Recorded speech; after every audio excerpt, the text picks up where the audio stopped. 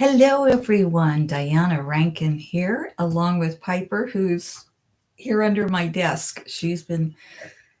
That's become one of her favorite places, but you may see her before we finish. So good to have you here. Piper's doing really well, giving you an update there, considering has been diagnosed with a tumor in her bladder. Um, it is not operable, and I guess bladder cancer with Shelties is a fairly common thing. I've had other Shelties, and to my knowledge, didn't have it. So certainly not every Sheltie's going to get it. Little Piper has it, and she's doing well thanks to your prayers and your healing energy and all the love you're sending us. We're definitely feeling it and accepting it, and thank you. I want to get going here. We didn't have a question for today, but if you have questions of an esoteric nature, go ahead and put them in the comments below, and we will have Phillip, my spirit guide, answer those questions. If you have personal questions, just get a hold of me, and we will set up an appointment for you. What we're going to talk about today is I used to give a year-long workshop, and the workshop was on how to move from the mundane self into the spirit self, how to build a better life for yourself, how to create that which you want. There she is. I never remember. I'm looking at things. There she is. That's our little Piper. And sometimes she likes the little bed, and sometimes she likes her big bed, and sometimes she likes being on the floor. And it's when she's on the floor, I think it's because she wants to cool down. SV says, hello, Diana and Piper from Sharon in Texas. Thank you for your channel. You are inspiring, and Phillip too. Oh, thank you. That means a lot. It really does. So thank you. I can tell this is my left shoulder because it's broken and it doesn't have the height and width and all that the right shoulder does. Anyway, what we're going to talk about today is something I talked about in the year-long workshop, The Sacred Path. I haven't done that for quite a few years now, but it was a fun workshop to give. And of course, we will get a message from one of my books, the Master's Book of Answers, which is just an oracle book. And you can do this with any book. Of course, I think you should do it with this book, but you just opened any page and there's a message for you. And I do this every morning when I'm journaling. I ask Phillip, okay, what's your message for me today? And get a message from this book. But you can open any book and just where your eye lands on that particular sentence in that page, that can often be a message for you. Rush says, hello, Diana and Piper and friends, and then gives us a big heart.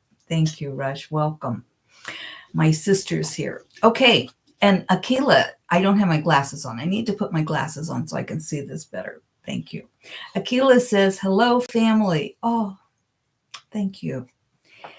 This is a family. It really is. It definitely is a community of spiritual-minded, like-minded people. And this is what Sacred Path was. It was a workshop of like-minded people. And what we're going to talk about today is going from the mundane human self and emotionally then putting us into that profound, that profane sacred self. And how do we do that? I'm going to give you 17 ways of how to do that. But first, I'm going to just go over the difference, just so we can catch ourselves when we're in that mundane self and move ourselves to the more sacred self. We still react as human beings, but here we go. If you're caught in the mundane self or the human self, you're caught in life's dramas. You're creating drama to feel more alive, and there's a lot of nervous tension in a familiar area. I mean, you just have to have drama in your life. That's being caught in the human self. If you're living from the sacred self, you're feeling a sense of calmness, serenity, even when the world around you is in turmoil. And right now, a lot of people are caught in anger. And what I'm saying to you is you don't have to be. Let go of the anger. Move into the sacred self. That's not to say we don't get angry, but it's to say don't live there. There's a difference. If you're caught in the mundane human self, you're caught in separation. The other is out to make your life unpleasant. Instead, if you're in the sacred self, in that deeper self, that spirit self, you're experiencing one with all. even with those whom you disagree. And believe me, there are plenty of people I disagree with. If you're caught in the mundane self, there's a sense of dread, boredom, depression, anger, or other similar emotions that you help to justify that the world is out to get you. But if you're caught in the sacred self, or if you move into the sacred self, you'll feel a sense of joy and excitement in life. If you're caught in the human, mundane self, you're unable to give without some return. In other words, if I give you a gift, you expect to, if I give you a gift, then I expect a gift from you. If I say something nice to you, boy, you better say something nice back. But if we're in the sacred self, the profane, deeper, excuse me. Oh, excuse me. I'm going to take a little sip of water here.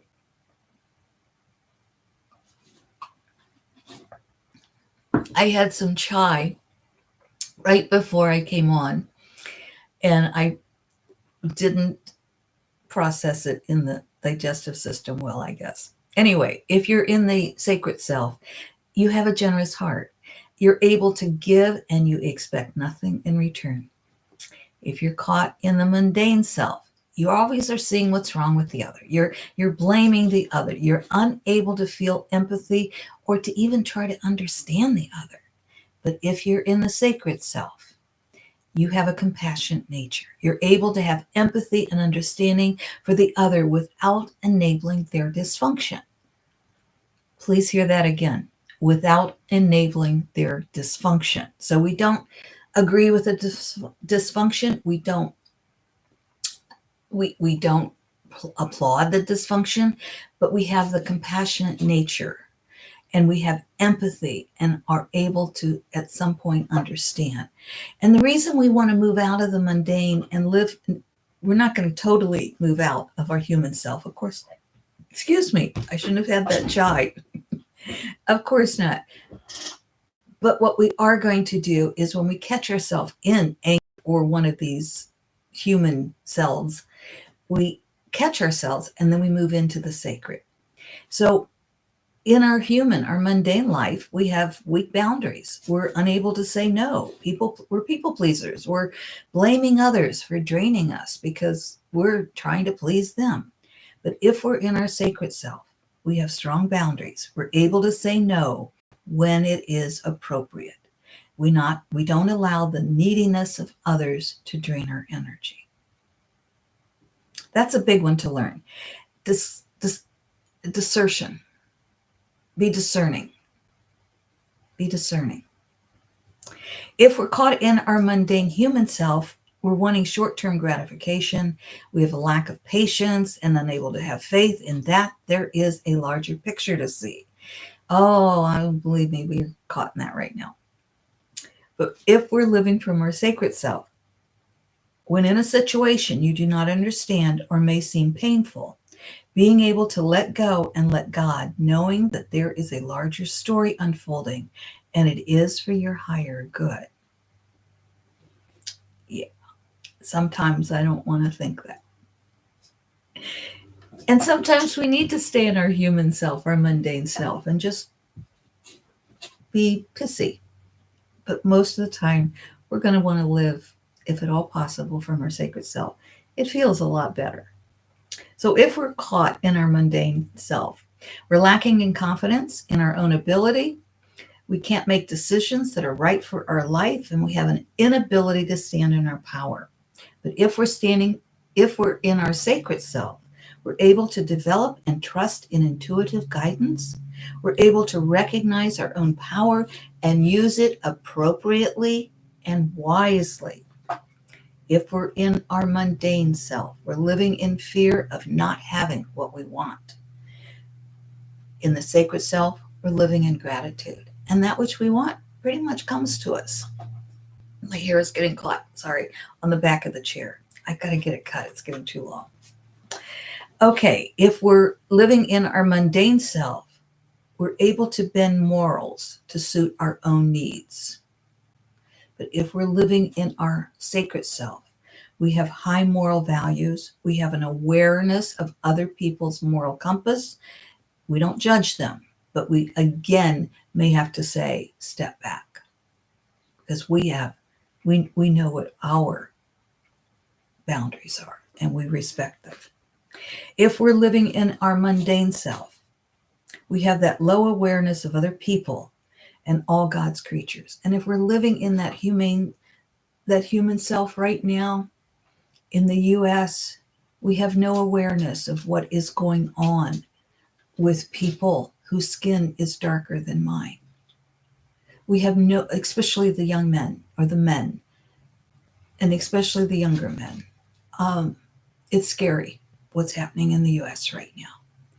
We have to have awareness for that. So if we're living in our sacred, profane self, we have high awareness of other people and all of God's creatures. If we're living in our human, mundane self, we're feeling a lack of love for ourselves. So we always, of course, feel a lack of love for others. But if we're in our sacred self, we're living in that deep, profane, beautiful place of pure divine love. If we're living in just the human self, we're trying to control our lives and that of others. But if we're living in that deeper sacred self, we're living with a knowing that all is unfolding exactly as it should, regardless of those circumstances. And we're able to perhaps say a prayer.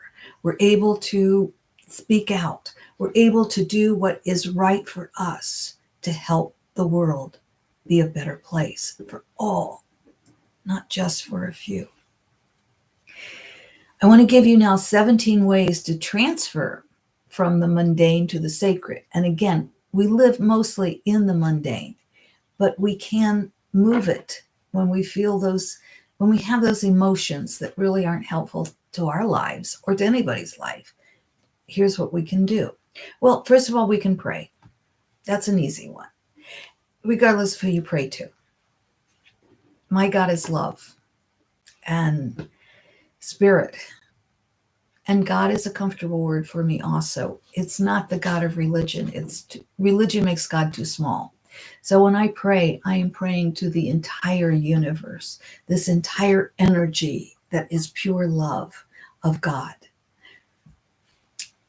whatever name.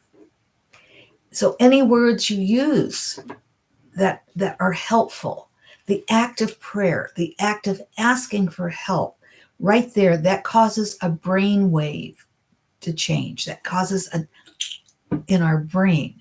And so just saying, I would rather be in love than feel this anger. Just saying that will click in our brain and help us move in to that sacred self. Breathe.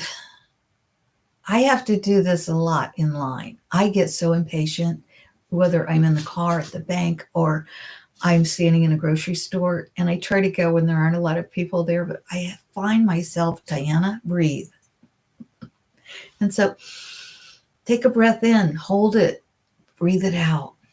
As you breathe in, count to 4 or 7, however long it takes you, comfortable, however long is comfortable for you, and say a prayer if you want at the same time, or just concentrate on that breath, breathing in, hold it, and breathing out. Meditate. Use a mantra. Meditation is not easy for some people, and that's okay. There's nothing wrong with you. But if you can meditate, that will help you throughout the day be a little calmer. A mantra is always good. A mantra can be something like, I am now calm. I am now calm. Journal. Now, as a writer, journaling is a big thing for me, and I have like 210 journals, I think. Something around like that, maybe more. What I want you to do is when you journal, you just take a pen and you write out the question. And the question may be, why am I angry? And then you let the pen answer. You might start answering with your conscious mind, but I always say the truth comes through my pen more than my mind. So I always say Philip's inside the pen. Phillip's my spirit guide. So journal, that's helpful. If you're an artist, draw. That'll help. The same thing. Another thing you can do is talk it out. I always say have a kvetch buddy. Now, when you're talking it out, and this is two answers here. One is call a friend, an ally. But when you're talking it out, make it productive. You talk to the people involved. You don't turn this into just a gripe session or a blaming session, certainly. You take responsibility for your own emotions and your own acts. And especially if you need to talk to someone you're angry with, take your own responsibility here. Don't just throw out your anger at the person. Now, this is the kvetch buddy, where you call and you say, I just need to complain. Are you available? And the kvetch buddy isn't going to fix it. They're just there to listen. And hopefully at the end, you start getting a little laughter going there. This is not about the kvetch buddy being involved in your drama. This is about just being there to help you get it out. Do a ritual. Rituals always help us move from one situation to another. A ritual can be as simple as, let's say you had an encounter at a grocery store, something made you angry at a grocery store. Just step outside and step on the grass. Mother Earth, take a breath, because Mother Earth is absolutely wonderful at healing us. And then just let your heart open and let that emotion that's hurting you and hurting others and hurting our whole world, because you're putting it out there in the energy, and just let Mother Earth cleanse that. Shake it off if you want, but let Mother Earth cleanse that. See yourself of not only being emptied of the emotion that's harmful, but see yourself actually being full of that divine love. Just let that divine love come through. It usually starts right here at the top of the head, slightly back, and just let that come through your whole body and feel that divine love. It's really pretty important that you do that. Neurolinguistic activity. This is a great one. In one of my videos, How to Change the Energy Between You and Another, I do give this one as well. It's not one that I came up with. It's neurolinguistic. And what you do is especially if you're angry at a person, but be careful with this, because you really are pushing the person out of your life. So you don't want to do this with the current spouse or a loved one, but you want to do it with a stranger.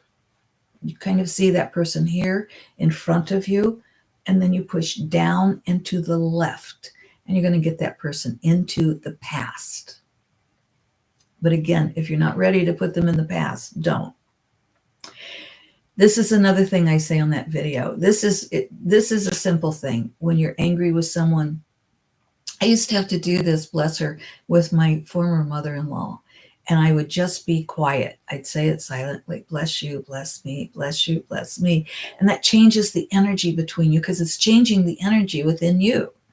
I always say, instead of using finger language on the person who cut you off, just bless you, bless me. Another thing you can do with a person, and this is if the energy between the two of you you need to break it. You need to change it. And this can be a relationship that ended. Even if you were to get back together, this is a good thing to do, because you need to start a new relationship if you get back together. And that is simply sit down, see a chair in front of you. That person is sitting in that chair. Have a candle lit. If you have water, cover it. Running water doesn't hold energy. Water in a glass does, so you want to put a lid on it. Just simply go through and cut the 7 basic chakras. You cut the energy. And I don't care if you use a chainsaw or a scissors. Imaginary, not real. That is explained in a little bit more detail in the other reference to the other video I just talked about. Laugh. Just begin to laugh. That changes the energy so much. You can even be standing in line and you're getting impatient, and you can start kind of quietly laughing, internally laughing. That will change the energy within you from that mundane human self into the spirit self. Write a letter, especially if you're angry at someone or a situation or a company or whatever. Write a letter. Don't mail the letter. Tear it up, burn it, give the ashes to Mother Earth with her permission. If you have to write a letter to an institution or business or something, write this one first and then write one that's a bit more professional. Set a time limit.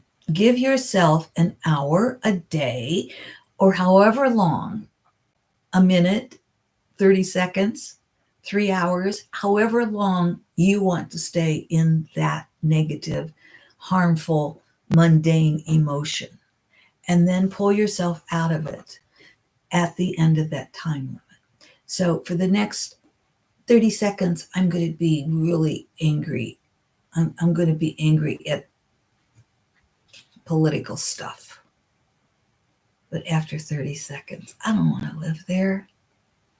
I can do what I can do, but I don't want to live there. I'm going to move back into a place of love, a place of generosity, a place that I feel good, a place of joy and happiness for me. That doesn't say I won't cry ever. That doesn't say I won't get angry. Of course I will. That doesn't say I'm not going to speak out or write letters or call a congressman. Of course I am. But I'm not going to live there. Blow it up. Imagine all of your harmful emotions in a bubble. Just stick them in that bubble. And then take that bubble outside. And it might be a big bubble. It might be a little bubble. And blow it up. Imagine it not just floating off into the air, but blow it up. You don't need it anymore. Music is a great healer. Music, I love music. And dance. If dancing will help you, get up and dance. If soothing music, in my car, I almost always have classical music on, if I have the radio on at all. And that's because I want calm music when I'm driving. And if it happens to be rip-roaring classical, then I'll take silence because I want to drive in peace. Books and TVs and movies, they can touch our hearts so deeply. They can make us laugh. Again, don't let what is happening, even that whether it's affecting you or not, personally or not, you can't live in it. We cry our tears. We do what we can do. We speak out. We stop. We put our hands up. We put our cameras up. We stop what's happening if it's against humanity. We speak up for humanity. But we must stay in our sacred selves. We can't stay in the anger. It won't help. And then remind yourself of what story you're creating for your life. What is the story you want your life to be about? I think it's about joy. I think it's about happiness. I think it's about spreading love rather than spreading anger. Left brain, right brain. Brain Gym, GYM, look them up. They've got great left brain, right brain activities for crossover in the body. And emotions are the right brain. That's the feminine, and we take it in. Feminine takes it in. Left brain is the male logical, and it crosses over in the body. So we want to do those exercises that bring balance to left brain, right brain. Also, if you're caught in an emotion, simply start adding a column of numbers or doing something that activates this brain. That's the left brain here. If you're caught in no emotion and you need to feel emotion, that's the right brain. But remember, it crosses over in the body. So you do things with the left side of the body to activate the right brain. You do things with the right side of the body to activate the left brain. Right brain, creativity, left brain, logic. All right, my friends, I hope some of this information has been helpful to you. And again, we thank you. You all, your prayers and your love that you're sending to Piper and to me, we appreciate it. And it is making a difference. It's hard to see her. She's hiding behind her bed there. We thank you so much. And thank you for the love that you're sending out to the world and living in your life. I love you, my friends. We'll see you next Friday. Guidus says, hello, everyone. So glad to see you. So glad to see Piper is with you, Diana. Happy Friday. Yes, this is a long process, and we want to keep her as healthy and happy as possible for as long as possible. And that could take, who knows? Last week, we didn't think it was going to last. This week, we hope we have much more time with her. That's the way the dying process goes. Thank you all. I love you. Till we see you next week or before. Bye for now. Have a great time. Stay in love.